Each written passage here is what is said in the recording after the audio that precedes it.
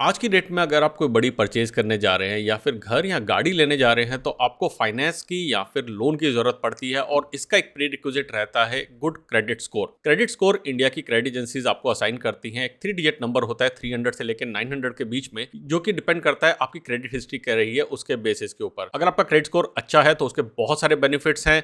क्या बेनिफिट है और कैसे आप एक अच्छा क्रेडिट स्कोर बना सकते हैं, इसी को कवर करेंगे आज के वीडियो में। मेरा नाम है अमित, आप देख रहे हैं पैसा मैटर्स। चलिए बिना किसी देरी के वीडियो को शुरू करते हैं। आज से 18 साल पहले मैंने अपनी क्रेडिट हिस्ट्री बनानी स्टार्ट करी थी और कॉन्शियसली एफर्ट लिया था कि मेरा एक अच्छा क्रेडिट स्कोर बने। और इसी कारण से आज 18 साल बाद अगर आप जाके देखेंगे तो मेरा क्रेडिट स्कोर करीबन 800 है एक्सपीरियन पे, और CRIF पे मेरा क्रेडिट स्कोर है 825। आप अपना क्रेडिट स्कोर काफ़ी डिफरेंट जगह से एक्सेस कर सकते हैं, लेकिन मैं यूज़ करता हूँ क्रेडिट की ऐप, क्योंकि वहाँ से मुझे 2 डिफरेंट क्रेडिट एजेंसी का स्कोर मिल जाता है, CRIF से और एक्सपीरियन से। और दोनों से मुझे पता लग जाता है कि मेरी क्रेडिट हिस्ट्री किस तरफ जा रही है और क्या मुझे कोई एफर्ट लेने हैं अपने क्रेडिट स्कोर को इंप्रूव करने के लिए। अगर आपने क्रेडिट ऐप पे साइन अप नहीं किया है तो उसका लिंक आपको नीचे डिस्क्रिप्शन में मिल जाएगा। वहां से डाउनलोड करके क्रेडिट ऐप को उसके ऊपर साइन अप करके अपनी क्रेडिट हिस्ट्री को फाइंड कर सकते हैं। अब हम क्रेडिट ऐप में जाएंगे और देखेंगे यहाँ पे कि क्या फैक्टर्स हैं जो अफेक्ट करते हैं आपकी क्रेडिट हिस्ट्री को। सबसे पहले इसमें डिटेल में जाते हैं, जहाँ पे मेरा लिखा हुआ क्रेडिट स्कोर 800 है तो इसकी डिटेल में जाके देखेंगे कि मेरे पास 2 डिफरेंट क्रेडिट एजेंसी की वैल्यू आ रही है। यहाँ पे सबसे ऊपर है एक्सपीरियन की, जहाँ पे मेरा क्रेडिट स्कोर है 800, और नीचे है मेरे पास CRIF की, जहाँ पे क्रेडिट स्कोर आ रहा है 825। अब रिपोर्ट देखते हैं एक्सपीरियन की, तो यहाँ पे दिखाता है कि मेरा स्कोर 800 है, जो कि 300 से 900 के बीच में अच्छा है। ये गुड कह रहा है, जबकि मेरे हिसाब से तो एक्सीलेंट स्कोर है। बहुत कम लोगों का इतना अच्छा स्कोर होता है। नीचे आप देखेंगे तो लिखा हुआ है कि क्रेडिट हिस्ट्री क्या रही है डिफरेंट डिफरेंट जो मेरी क्रेडिट लाइन्स है उसके अगेंस्ट। और अगर मेरी क्रेडिट हिस्ट्री काफ़ी अच्छी रही है उसी के कारण से स्कोर इतना ज़्यादा है। बॉटम में जाके देखेंगे तो यहाँ पे दिए हुए हैं की फैक्टर्स, यानी कि वो कौन से फैक्टर्स हैं जिससे क्रेडिट स्कोर पे इम्पैक्ट पड़ता है। 5 डिफरेंट फैक्टर है जो यहाँ पे दिए हुए हैं। अब उन 5 फैक्टर पे एक एक करके नजर डालते हैं। सबसे पहला और सबसे इंपॉर्टेंट फैक्टर है ऑन टाइम पेमेंट। जैसा आप देख सकते हैं स्क्रीन पे लिखा है कि इसका इम्पैक्ट काफ़ी हाई है, यानी कि अगर आप ऑन टाइम पेमेंट करते हैं अपने सारे लोन्स की या फिर अपने सारे क्रेडिट कार्ड्स की या फिर जहाँ से भी आपने फाइनेंस लिया है उन सब की EMIs की अगर आप ऑन टाइम पेमेंट कर रहे हैं तो वो आपका क्रेडिट स्कोर अच्छा बनाने में हेल्प करेंगी। अगर हम इसके अंदर जाके देखते हैं तो मेरे पास सबसे आगे लिखा हुआ है 100% एक्सीलेंट, और मैं इसके अंदर जाके देखता हूँ तो लिखा आता है on time payment 220, total payment 220, यानी कि जितनी भी पेमेंट आज तक करी है वो सारी की सारी ऑन टाइम करी हैं। और नीचे आप देख सकते हैं सारे क्रेडिट कार्ड या फिर जितने भी मेरे लोन्स के पेमेंट है वो सारी की सारी, कहीं पे भी लेट पेमेंट नहीं है, सारी की सारी पेमेंट ऑन टाइम है। सेकंड हम देखते हैं फैक्टर आता है क्रेडिट यूटिलाइजेशन का। यहाँ पे आता है कि 1% की क्रेडिट यूटिलाइजेशन है, विच इज़ अगेन एक्सीलेंट, और यहाँ पे भी इम्पैक्ट हाई है। क्रेडिट यूटिलाइजेशन का मतलब है कि मेरे पास कितनी अथॉरिटी है यूज़ करने की फ़ंड को, और मैं कितने फंड्स एक्चुअली मैं यूज़ कर रहा हूँ। इसके बेस पे डिपेंड करता है, डिसाइड होता है कि आपकी क्रेडिट यूटिलाइजेशन कितनी है। फॉर एग्जांपल, अगर मेरे पास ऑथराइजेशन है 10,000 रुपये की विड्रॉ करने की और मैंने सिर्फ 100 रुपये विड्रॉ किए हैं तो मेरी क्रेडिट यूटिलाइजेशन सिर्फ 1% आती है। इसकी डिटेल में जाके देखते हैं तो आप देख सकते हैं कि टोटल क्रेडिट लिमिट यहाँ पे दे रखी है, और उसके हिसाब से जो टोटल क्रेडिट यूज़ किया हुआ है कि ये सारी की सारी लिमिट्स है डिफरेंट डिफरेंट क्रेडिट कार्ड्स के ऊपर या डिफरेंट डिफरेंट लाइंस के ऊपर, जो भी फाइनेंस की लाइंस है उसके ऊपर, उनमें से सिर्फ यूज़ किए हुए अमाउंट को ही अगर हम डिवाइड करते हैं तो हमारे पास निकल के आती है एक्चुअल क्रेडिट यूटिलाइजेशन, जो कि आप देख सकते हैं बहुत ही कम है। और इसी कारण वो कह रहे हैं कि अच्छी बात है आपके पास अपॉर्चुनिटी है इतना पैसा विड्रॉ करने की, लेकिन आपने बहुत कम पैसा यूज़ किया है, which is really really great. Third बात करते हैं क्रेडिट एज की। अब जैसे मैंने कहा कि मैंने 18 साल पहले अपनी जर्नी स्टार्ट की थी, तो जितना ज़्यादा टाइम आपने स्पेंड किया हुआ है, जितने ज़्यादा टाइम का आपका स्कोर रहेगा उतना ज़्यादा बढ़िया रहेगा। इसका मतलब आप 18 साल से फॉर एग्जांपल डिलीजेंटली सब पेमेंट्स कर रहे हैं, आपने जहाँ जहाँ पे भी जो भी क्रेडिट लाइन ओपन करी है उस सब को आपने प्रॉपरली मैनेज किया है, और उसका इम्पैक्ट रहता है मीडियम। तो पहले 2 चीज़ें जो थी उनका इम्पैक्ट था हाई, तीसरे का इम्पैक्ट है मीडियम। और इसमें भी जाके देखेंगे तो लिखा हुआ है कि किस किस के साथ आपकी कितनी एसोसिएशन है, और आपने काफ़ी जगह पे सुना होगा कि आपको पुराने कार्ड्स को क्लोज नहीं करना चाहिए, और इसका रीज़न यही है, जैसा कि आप स्क्रीन पे देख सकते हैं, कि जितनी पुरानी आपकी क्रेडिट हिस्ट्री होगी उतना ज़्यादा बेटर रहेगा आपके लिए। चौथी चीज़ और पांचवी चीज़ आती है 2 ऐसे इम्पैक्ट स्टेटमेंट जो कि लो इम्पैक्ट करते हैं आपके क्रेडिट स्कोर के ऊपर। चौथा है हमारा न्यू क्रेडिट अकाउंट।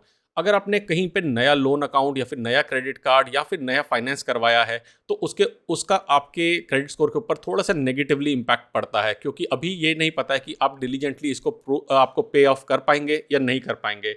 अब जैसे मैंने एक नया क्रेडिट कार्ड इशू करवाया था, इस कारण से आप देख सकते हैं कि ये रेड में आ रहा है फेयर, क्योंकि इसका थोड़ा सा नेगेटिव इम्पैक्ट पड़ा है, और इसी कारण से मेरा जो स्कोर है वो 800 पे आया है। अदरवाइज ये स्कोर 800 से ज़्यादा होता। लास्ट आता है क्रेडिट मिक्स। क्रेडिट मिक्स मतलब कितने डिफरेंट तरीके का आपने क्रेडिट लिया हुआ है। जैसे हम जानते हैं कि अगर आप लोन लेते हैं तो प्राइमली 2 तरीके से लोन होता है आपका। एक होता है सिक्योर्ड लोन, एक होता है अनसिक्योर्ड लोन। सिक्योर्ड लोन होता है जो कि एसेट बैक्ड लोन होता है। फॉर एग्जांपल अगर मैं घर ले रहा हूँ तो मेरा एसेट जो है वो एज अ कोलेट्रल रखा हुआ है, अगर मैं कार ले रहा हूँ तो एज अ कोलेट्रल रखा हुआ है। लेकिन दूसरा होता है अनसिक्योर्ड लोन। फॉर एग्जांपल अगर मैं क्रेडिट कार्ड्स वगैरह लेता हूँ तो ये सारे के सारे अनसिक्योर्ड हैं, क्योंकि इनका कोई एसेट नहीं है और अगर डिफॉल्ट होता है तो कंपनी के पास कुछ भी नहीं है वापस क्लेम करने के लिए। सो अगर आपके मिक्स तरीके के लोन्स हैं तो वो आपको पॉजिटिवली इम्पैक्ट करता है। और आप देख सकते हैं यहाँ पे लिखा है कि 9 डिफरेंट तरीके के क्रेडिट मिक्स यहाँ पे अवेलेबल हैं। इन सभी के पैरामीटर्स के बेस के ऊपर जाके हमारा क्रेडिट स्कोर डिफाइन होता है। अब हम सीआरएफ के अंदर भी जाते हैं, इसकी रिपोर्ट पे भी नज़र डालते हैं और यहाँ पे भी आप जाके नीचे देखेंगे कि यही 5 मैकेनिज्म या फिर यही 5 फैक्टर लिखे हुए हैं। On time payment, credit utilisation, इन दोनों का इम्पैक्ट है हाई, क्रेडिट एज का इम्पैक्ट है मीडियम, न्यू क्रेडिट अकाउंट और क्रेडिट मिक्स का इम्पैक्ट है लो। तो ये 5 फैक्टर्स हैं जिनको आपको ध्यान रखना है अपना सिबिल स्कोर बनाने में। और अगर आप over the period of time अच्छे तरीके से इम्पैक्ट को यानी कि इन पांचों इम्पैक्ट को प्रॉपर्ली मैनेज करते हैं तो आपका एक बहुत अच्छा क्रेडिट स्कोर बन जाएगा। अब देखते हैं कि क्या 7 फायदे हैं आपको सिबिल स्कोर अच्छा होने के बाद, यानी कि क्या बेनिफिट मिलता है अगर आप एक बहुत अच्छा क्रेडिट स्कोर बना के रखते हैं। तो अब 7 पॉइंट में से सबसे पहला पॉइंट है प्री अप्रूवल का, यानी कि जब हम अगर आपका क्रेडिट स्कोर अच्छा है तो कंपनीज आपके लिए ऑलरेडी एक प्री अप्रूव्ड लिमिट रखती हैं, ओडी की लिमिट रखती हैं, आपके लिए लोन की लिमिट रखती हैं। आप अगर कार लोन वगैरह लेने जाते हैं तो आपको एक प्री अप्रूव्ड लिमिट दी जाती है कि इतना पैसा ऑलरेडी उन्होंने आपके लिए प्री अप्रूव कर रखा है और आपको हैसल फ्री तरीके से पैसा मिल जाएगा। तो अच्छा क्रेडिट स्कोर होने का मतलब है आपको जो परेशानी है वो काफ़ी कम होगी, आपका पेपर वर्क काफ़ी कम रहेगा, क्योंकि ऑलरेडी कंपनी ने ड्यू डिलिजेंस कर लिया है कि आपका क्रेडिट स्कोर अच्छा है तो आप एक अच्छे कस्टमर साबित हो सकते हैं उस फाइनेंशियल इंस्टीट्यूशन के लिए। सेकंड फायदा होता है लोअर इंटरेस्ट रेट का। ये बहुत इंपॉर्टेंट चीज़ है, स्पेशली तब जब हम एक बड़ी परचेज करने जा रहे हैं। फॉर एग्जाम्पल अगर होम परचेज करने जा रहे हैं, मान लेते हैं कि अगर on an average home loan का इंटरेस्ट रेट 8% चल रहा है तो जिसका क्रेडिट स्कोर अच्छा होगा उसको ये 7.5% पे भी होम लोन मिल सकता है। और अगर क्रेडिट स्कोर बेकार है, मान लीजिए 550-600 का क्रेडिट स्कोर है, तो यही होम लोन का इंटरेस्ट 9% तक पहुंच सकता है, यानी कि टोटल वेरिएशन 1.5-2% के बीच में हो सकती है। और ये 1.5-2% का फर्क काफ़ी ज़्यादा पड़ता है अगर आप 10 से 15 साल की ड्यूरेशन लेके चलते हैं लोन की। तो आपको कम इंटरेस्ट रेट के ऊपर मिलने का फ़ायदा ये होगा कि आपका काफ़ी कम पैसा लगेगा और काफ़ी आपका इंटरेस्ट रेट बच जाएगा। तीसरा फायदा होता है नेगोशिएशन ऑफ फीस जब आप लोन लेने जाते हैं।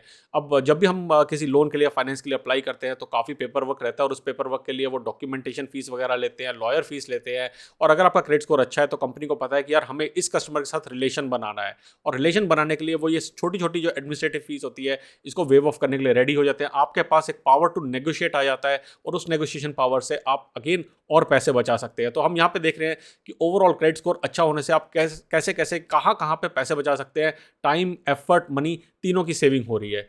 चौथी चीज़ बात करते हैं तो improve chances of higher limits. अब अगर आपका क्रेडिट स्कोर ज़्यादा है इसका मतलब आपके पास आपने ऑलरेडी डिलीजेंटली जितने भी क्रेडिट लिमिट ली थी वो ऑटोमेटिकली आप पे ऑफ करते रहे हैं, आपकी यूटिलाइजेशन कम रही है और जैसे जैसे आपकी पेमेंट ड्यू हुई है आपने कभी भी उनके ऊपर डिफॉल्ट नहीं किया है। तो कंपनीज रेडी रहती हैं आपको थोड़ा सी एक्स्ट्रा लिमिट देने के लिए आपके क्रेडिट स्कोर के बेस के ऊपर। तो आपकी जो भी सैलरी है उसके हिसाब से डिटरमाइन होती है कि आप कितने लोन के लिए एलिजिबल हैं, और क्योंकि आपकी क्रेडिट स्कोर अच्छी है तो आपको थोड़ा सा बेनिफिट वहाँ पर भी मिल जाता है, तो आप स्ट्रेच आउट कर सकते हैं। ऑल्दो मैं पर्सनली कभी भी ये आपको अप्रूव नहीं करूँगा या कभी भी सजेस्ट नहीं करूँगा कि आप अपनी वे बियॉन्ड लिमिट जाएं लोन ले, क्योंकि डेट हमेशा ही सिरदर्दी का एक कारण रहता है।